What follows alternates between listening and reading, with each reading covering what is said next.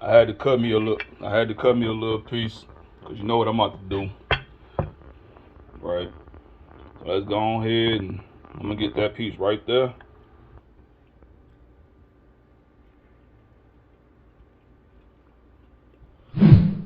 Oh my god.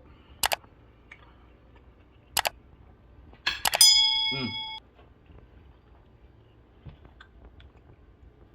that's good. That chicken is just extremely tender and juicy, and that Swiss and that ham with that Dijon sauce just pairs wonderfully. All right, so what I got right here is I got a couple of just a 2-pack of regular chicken breasts. These just regular conventional, not organic. And you want to make sure you got a clean cutting surface, clean cutting board, and a clean knife. Off to the side, I got some sanitizer water so I can, continue to clean my hands and everything like that. Or you can just put on gloves for your hands. It really doesn't matter.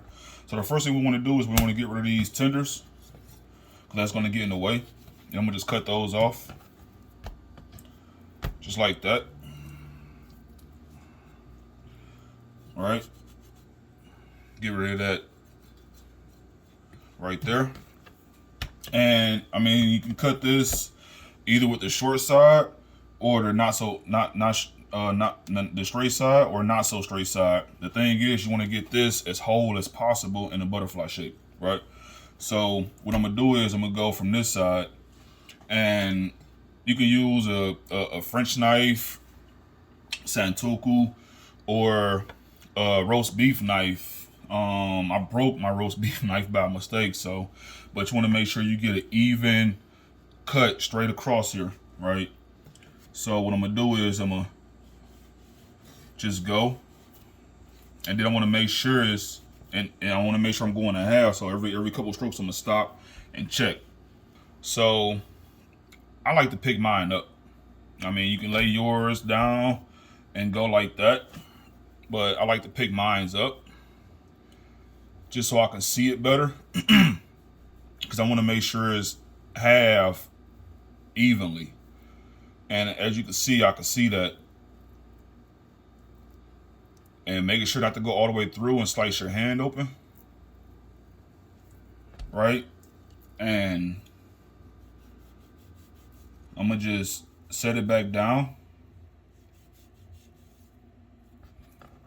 and it's coming along. And it's called butterflying your chicken. And I'm gonna put a couple of in there like that, and I'm gonna just ever so softly, just until it becomes a flat surface, right? And you can see that it's just like that. All right, so I done cleaned down a bit, and now at this point, what I want to do, I got some cling film that I'm gonna just get out just a nice amount, because we're gonna spread this thin. And a trick is if you leave your cutting board a bit damp, you don't have to worry about this cling film moving. And I'm gonna get a nice piece.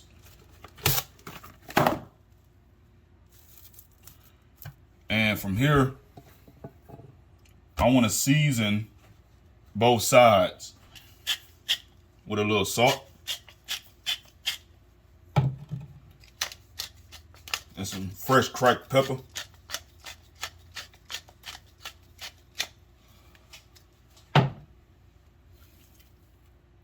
And again, for the other side.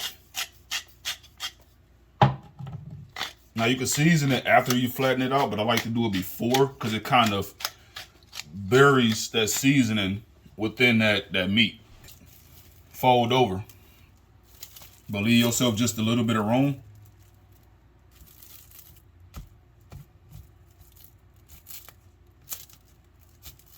And I got a mallet. Now, this side you don't want to use. This is for when you want to tenderize. If you want to do cube steak, or if you want to tenderize your veal, or things like that. We're gonna use the flat surface and go gently. But the main key is you want to flatten the ends out more than the rest. And you don't have to, you know, take your anger out on it. So as you can see, it's pretty much almost doubled in size. Some of it is kind of like breaking off, but that's okay. I'll trim that off. And you want this to be about a 1/4 inch thick. So from here, just unwrap that. So what I'm gonna do is I got a little bit of Dijon mustard, and actually I want to give it a little bit more salt and a little more pepper, right? And I'm gonna brush it with a little Dijon. And just to make sure I'm on the safe side, I just took a little Dijon and put it into another little bowl, so I don't have to worry about any cross-contamination. Anybody that's out there afraid of salmonella, I get it. But we just want a real light coating of Dijon right on here. Not too much. You don't want that to overpower. I got my ham. And this is Black Forest ham, very, very, very delicious. And my Swiss cheese here. And what I want to do is I want to tear this in half, right? And I got another piece that I'm gonna just put here and just tear off another piece there. It's time to roll. And I just want to grab my cling film and just put that right there. And you want to roll and tuck. Let's turn this around so we can see it. You want to roll and tuck. Roll and tuck. And grab those ends, because you want to make sure these ends are closed. And just twist. And just take your ends and kind of roll.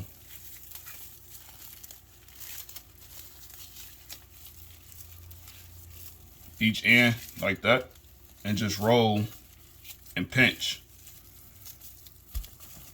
And you want this to be firm and stiff. And I'm gonna place this in the fridge. You wanna let this rest in the fridge and chill for at least an hour. As you can see here, I'm getting ready to get started on getting this prepped a little bit more. One of the things that I failed to mention early on in this video is that you're gonna need some patience, right? In order to make this, you're gonna need some patience, because this is not a quick process. Even if you prep 4,500 chicken breasts, you still need patience, because you have to let it rest, and then let it rest again, and then let it rest again. You know, in between cooking, in between prepping, and all that fun stuff, right? So I got salt and pepper in my egg here. I got salt and pepper in my flour there. And I got breadcrumbs. And what I do with these breadcrumbs, and these are panko breadcrumbs. And all I did, these needs to be fine, because you don't want any, like, you know, blank spots, so to speak, right? You want every piece covered. And what I did was I mixed Parmesan cheese and panko, and I threw it in the food processor. And you don't want it extremely fine, but you want it fine enough. And if you want, you can also hit that with a little salt and pepper. I think I'm gonna go ahead and do that. Right. So I'm gonna just about a teaspoon, and not too much salt, because I got Parmesan in here, and pepper. And I also got garlic powder in my flour with the salt and pepper. And I'm going to hit the I'm going to hit it with a little bit of garlic powder inside the breadcrumbs with the salt and pepper here.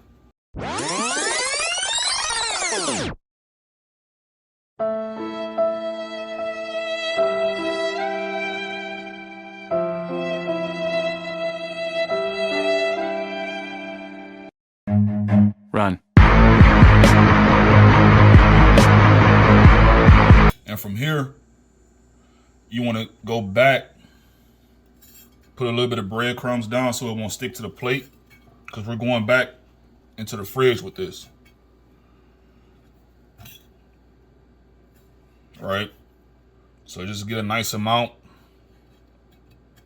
there.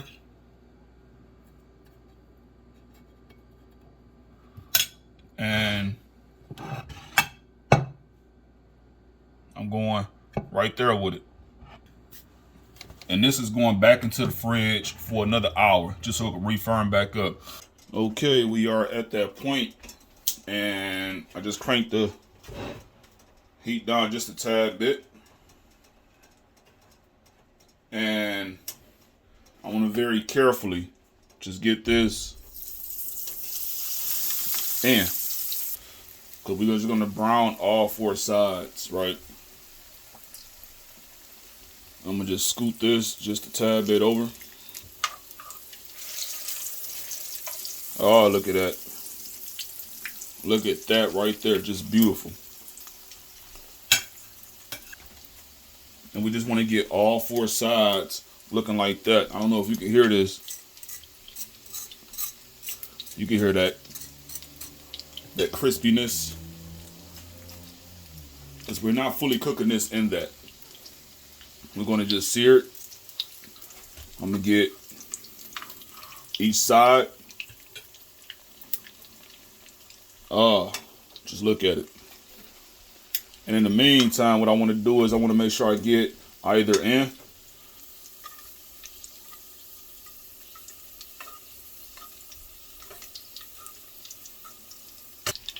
And this is going into a preheated 350-degree oven until that internal temperature reaches 165. And this is going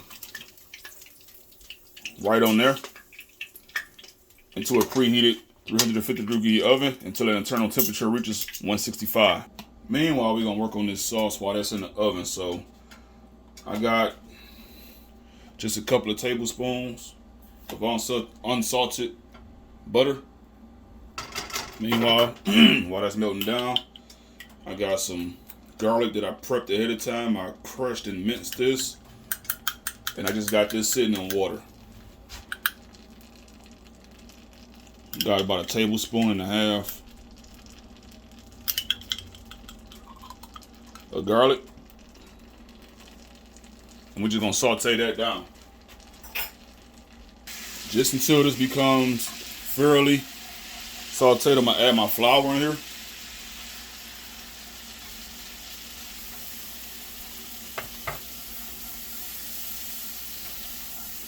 And we want to cook that flour. We want to cook that raw flour taste out. So I'll say another minute or so, maybe just about 2 minutes, which is cool. I like that. And at this point, we're going to add our milk a little bit at a time. And we're going to stir those lumps out.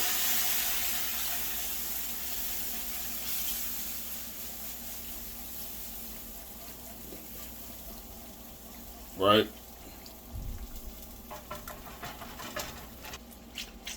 A little bit at a time.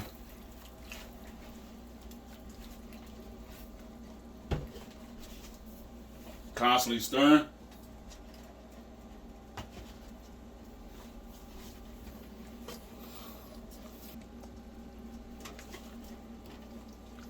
Kind of almost lost the camera right there. And I'm not editing that part out. So you can see this is very, very, very creamy. And I'm going to just another tablespoon and a half of milk. I'm down on low. Almost lost my camera again with it. Getting that all off the sides. 1, 2, and a half teaspoons. And we just going, and it's gonna change the color slightly. It's gonna go from an off pale to an off yellow.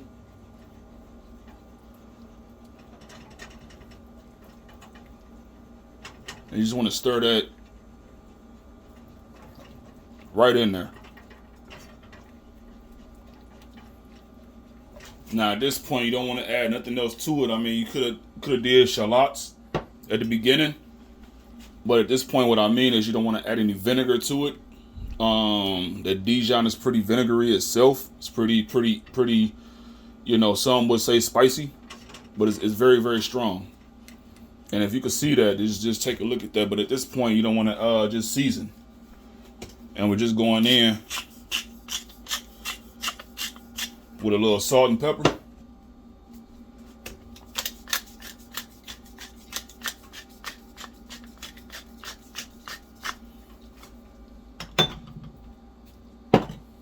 I'm gonna go ahead and taste it. Oh yeah. Oh yeah. It's gonna go good with this. This sauce will go good with chicken. Any breaded chicken or grilled chicken. I would do a lamb chops, braised lambs.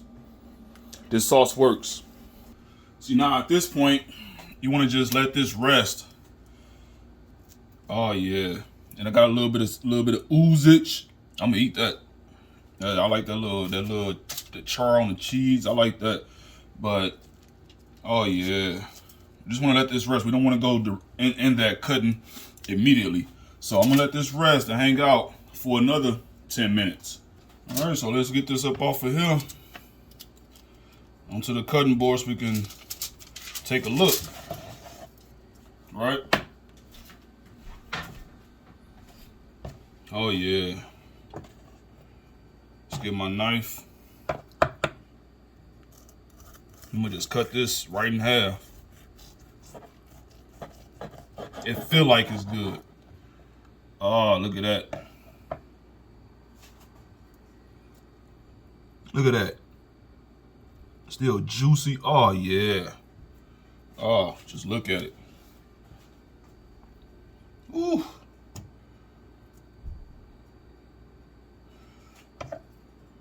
And just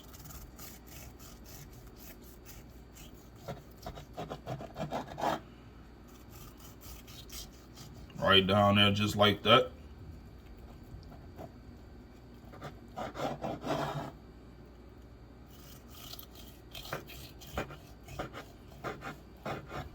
Long strokes, so you won't tear it apart. Clean down a bit. That sauce, right?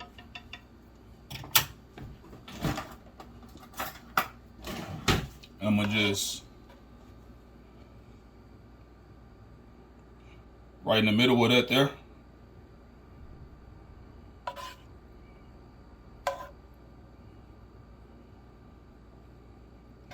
Just take a little bit more.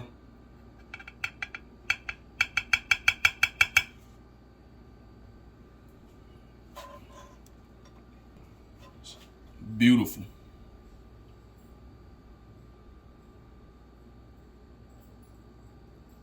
Just right over the top. Just right there. That's all we need. This right here is just, let's get a better view.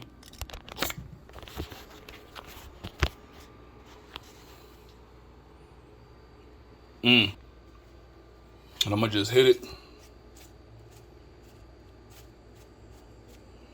Some fresh chopped parsley. Oh yeah. Just beautiful. Look at that. I had to cut me a little piece, because you know what I'm about to do. So let's go on ahead and I'm gonna get that piece right there.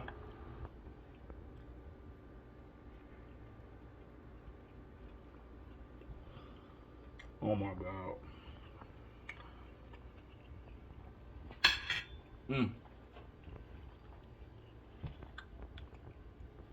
That's good. That chicken is just extremely tender and juicy. And that Swiss and that ham with that Dijon sauce just pairs wonderfully. It's no question, right? Check me out. If you like what you see, don't forget to hit that subscribe button. Follow, like, and share. Leave comments down in the comment section below on what you want to see next. What you think about this if you tried it. I appreciate it if you tried. My mouth is watering. All right, let me stand still because I'm excited. Listen, if you like what you see, smash that subscribe button. Hit that notification bell so you'll be notified the next time I post, which will be soon. Thank you for watching. Enjoy. Peace. I also want to give a shout out to, this is one of my birthday gifts. This my most last year. No doubt. It's one of my favorite terms to use. No doubt, baby. Big shout out. You know who you are. Peace.